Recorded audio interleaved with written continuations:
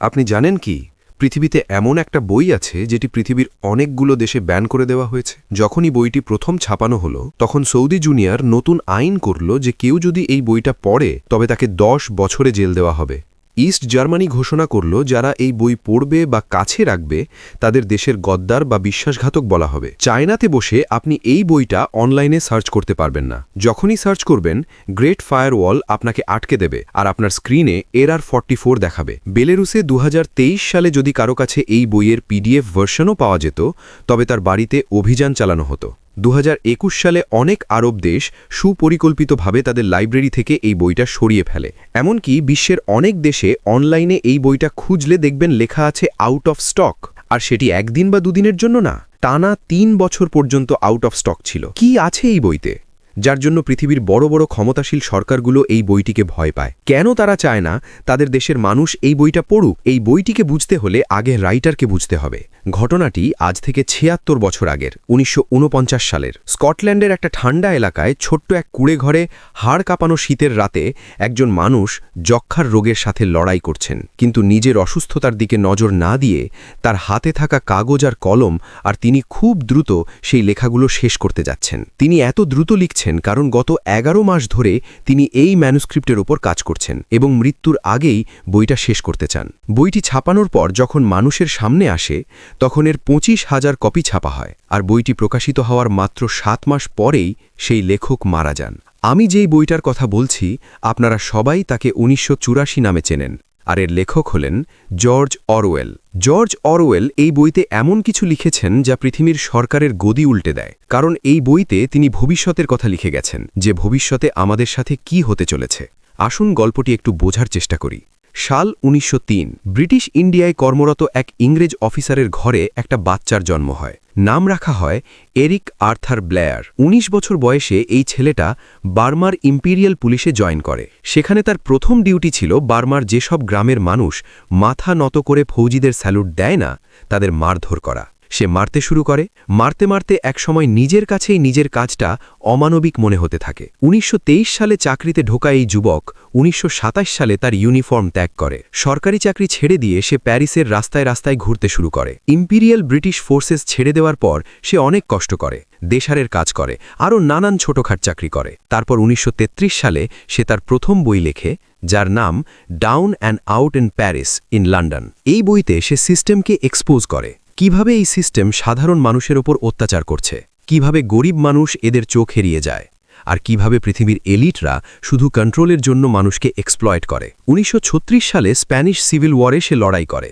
যুদ্ধের এক পর্যায়ে তার গলায় গুলি লাগে, আর এই গুলির আঘাতেই পরে তার টিবি বা যক্ষা হয়। তবুও সে স্টালিনের সিস্টেমকে এক্সপোজ করে, কিভাবে যারা স্টালিনের সাথে বেইমানি করত পরদিন পত্রিকার ইতিহাস থেকে তাদের নাম মুছে দেওয়া হতো, সেই সব তিনি তুলে ধরেন। 1948 সালে যখন তার টিবি ডায়াগনোজ হয় তখন তিনি তার সেই বিখ্যাত বই 1984 ওপর কাজ করছিলেন। মৃত্যুর আগে বইটা শেষ করাটাই ছিল তার একমাত্র লক্ষ্য। 1984 লেখার 7 মাস পরেই তিনি মারা যান। কিন্তু এই বইটা পৃথিবীর এলিট কনস্পিরেসিগুলোকে এক্সপোজ করে দেয়। এখন প্রশ্ন হলো, এই বইটা তিনি এমন কি লিখেছিলেন যে সরকারগুলো চায় না আপনারা এটা পড়েন? 46 বছর বয়সে মারা যাওয়া জর্জ অরওয়েল 1984-তে একটা নতুন কনসেপ্ট দিয়েছিলেন। তিনি বলেছিলেন ভবিষ্যতে দেশ বলে কিছু থাকবে না, তৈরি হবে সুপারস্টেট। তিনি যে সুপারস্টেটের কথা বলেছিলেন তার নাম ওসেনিয়া।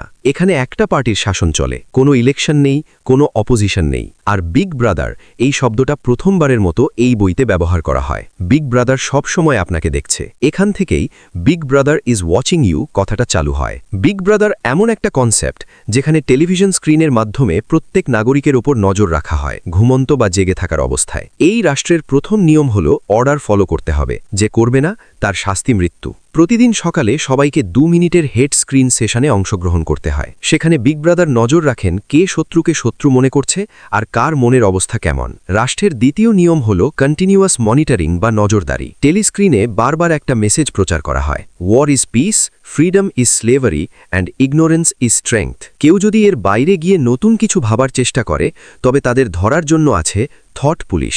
এই পুলিশের কাজ হলো যারা বিদ্রোহের কথা ভাবছে বা একটু আলাদা কিছু চিন্তা করছে তাদের গ্রেফতার করা এবং শাস্তি দেওয়া। রাষ্ট্রের তৃতীয় নিয়ম হল সত্য সেটাই যা পার্টি সত্য বলে ঘোষণা করবে। এজন্য তাদের আছে মিনিস্ট্রি অফ ট্রুথ। 1984 বইয়ের প্রধান চরিত্র উইনস্টন স্মিথ এখানেই চাকরি করে। তার কাজ হল যাদের পার্টি গদ্দার মনে করে ইতিহাসের পাতা থেকে তাদের নাম মুছে ফেলা এবং তাদের জায়গায় নতুন কোনো কাল্পনিক চরিত্র তৈরি করা। উইনস্টন স্মিথ বিগ ব্রাদারকে ঘৃণা করে। সে জানে তার সাথে যা হচ্ছে তা অন্যায়। সে মনে মনে এই সিস্টেমের বিরুদ্ধে স্লোগান দিতে চায়, কিন্তু মুখে বলতে পারে না, কারণ তার অ্যাপার্টমেন্টের টেলিস্ক্রিনেও লেখা থাকে যে big brother is always watching. সে তার ঘরের এক কোণায় লুকিয়ে একটা ডায়েরি লিখে, যেখানে সে তার মনের সব কথা লিখে রাখে। এরপর তার দেখা হয় জুলিয়ার সাথে। তাদের মধ্যে ভালোবাসা হয় এবং তারা এই সিস্টেমের বিরুদ্ধে ব্রাদারহুড জয়েন করে। এখানে ওব্রায়ান নামে একটা চরিত্রের আগমন ঘটে। সে পার্টির মেম্বার হলেও ভান করে যে সে তাদের সাহায্য করছে। তারা একটা গোপন বই দেয়, তারপর তাদের অ্যারেস্ট করিয়ে দেয়। ধরা পড়ার পর তাদের নিয়ে যাওয়া হয় মিনিস্ট্রি অফ লাভের রুম 101-এ। এটা আসলে একটা টর্চার সেল। সেখানে উইনস্টন স্মিথকে বেঁধে তার মুখের সামনে ইঁদুর ছেড়ে দেওয়া হয়। ভয়ে সে চিৎকার করে বলে, আমার সাথে এসব করো না, এসব করতে হলে জুলিয়ার সাথে করো। এখানে এসে জুলিয়ার সাথে বিশ্বাসঘাতকতা করে। গল্পের পরের দৃশ্যে দেখা যায় উইনস্টন স্মিথ একটা কফি শপে বসে কফি খাচ্ছে। বিগ ব্রাদারের সার্ভেইলেন্স ভিডিও তার সামনে দিয়ে যায়। তখন তার মনে পড়ে তার সাথে আর জুলিয়ের সাথে কি হয়েছিল। তার চোখ দিয়ে পানি পড়ে। একজন স্নাইপার তাকে গুলি করার জন্য প্রস্তুত হয়ে আছে। ঠিক তখনই তার মুখ দিয়ে বের হয়, আই লাভ বিগ ব্রাদার। অর্থাৎ অরলের মতে এই সিস্টেম থেকে বের হতে হলে আপনাকেই স্যারেন্ডার বা আত্মসমর্পণ করতে হবে। এখন প্রশ্ন হল, 1984-এর যা রূপক বা মেটাফরিক্যালি লেখা হয়েছিল তা আজ আমাদের জীবনে কিভাবে ঘটছে? জর্জ অরওয়েল বলেছিলেন ওয়ান পার্টি রুলের কথা। আজ বিশ্বের অনেক দেশেই আমরা দেখছি ওয়ান পার্টি রুলের দিকে ঝুঁক বাড়ছে। একটা দলকে এত গুরুত্ব দেওয়া হচ্ছে যেন সেটাই স্থায়িত্বের প্রতীক। বিরোধীদের একদম শেষ করে দেওয়া হচ্ছে। এই শাসন শুধু পলিটিশিয়ানদের নয়, এতে আছে টেক জায়ান্টস এবং এলিটরা। তারা সবাই মিলে এককেন্দ্রিক বিশ্ব শাসন ব্যবস্থা তৈরির চেষ্টা করছে। আজ সোশ্যাল মিডিয়া প্ল্যাটফর্মার আর টেক জায়ান্টসদের হাতে যে পাওয়ার আছে তা কোনো কোনো দেশের সরকারের চেয়েও বেশি, কারণ তাদের কাছে আছে বিগ ব্রাদারের সেই পাওয়ার। কেউ না কেউ সব সময় ফোনের মাধ্যমে আপনাকে দেখছে। 2024 সালে মেটা, গুগল এবং টিকটক 1.3 বিলিয়ন মানুষের পোস্ট ডিলিট করেছে, কারণ হয়তো তারা সত্য বলার চেষ্টা করছিল।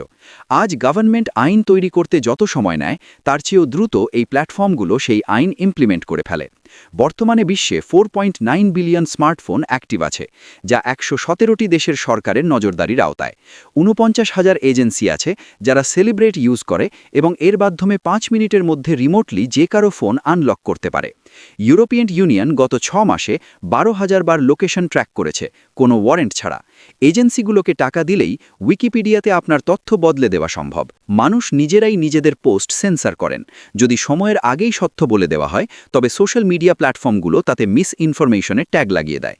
2024 সালে 283 বার ইন্টারনেট বন্ধ করা হয়েছে এবং প্রতিবারই কারণ হিসেবে পাবলিক সেফটির কথা বলা হয়েছে। আজ পৃথিবী কোনো এক পার্টি বা সরকার চালাচ্ছে না, চালাচ্ছে অ্যালগোরিথম। যা অ্যালগোরিথমের জন্য সুবিধাজনক, সেটাই আজ আপনার কাছে সত্য। হয়তো এই জন্যেই জর্জ অরওয়েল তার বইয়ের শেষ পাতাটা খালি রেখেছিলেন, কারণ এই সিস্টেম থেকে বের হতে হলে আপনাকেই সাহস করতে হবে, আপনাকেই ভাবতে হবে। আমি যদি আপনাকে জিজ্ঞেস করি ভালোবাসা কি, আপনার মাথায় সাথে সাথে সিনেমা বা নাটকের রোম্যান্টিক দৃশ্য ভেসে উঠবে। যদি বলি জ্ঞান কি, তাহলে আপনার মাথায় স্কুলের বইগুলোর ছবি আসবে। যদি বলি সুখ কি, তাহলে সমাজ আপনাকে যে সুখের ধারণা দিয়েছে সেটাই মনে পড়বে। কিন্তু আমি যদি বলি ছোটবেলা থেকে আপনাকে প্রাইমিং করা হয়েছে, আপনাকে শুধু সেই তথ্যই দেওয়া হয়েছে যা জানানো জরুরি মনে করা হয়েছিল। আপনাকে এমনভাবে তৈরি করা হয়েছে যেন আপনি এলিটদের প্রয়োজন মতো একজন মানুষ হন। কিন্তু সত্যের বাইরেও কোথাও লুকিয়ে আছে সেই সত্য। তাকে খোঁজার জন্য, তাকে পরখ করার জন্য আমরা কখনো চেষ্টা করিনি। আমরা একটা গণ্ডির মধ্যে বেঁচে আছি এবং সেখান থেকে বের হওয়ার চেষ্টাও করিনি। আর যা কিছুই আপনার সামনে তুলে ধরা হয়, হোক সেটা সোশ্যাল মিডিয়া পোস্ট, সিনেমা বা নেটফ্লিক্স সিরিজ, সবই আপনাকে মানসিকভাবে তৈরি করার জন্য ডিজাইন করা। তাই আজ প্রশ্ন করা জরুরি, সত্যের খোঁজ করা জরুরি এবং সত্য পর্যন্ত পৌঁছনো জরুরি। পরের ভিডিওতে দেখা হবে নতুন কোনো বইয়ের গল্প নিয়ে। ভালো থাকবেন আর চ্যানেলটি সাবস্ক্রাইব করতে ভুলবেন না।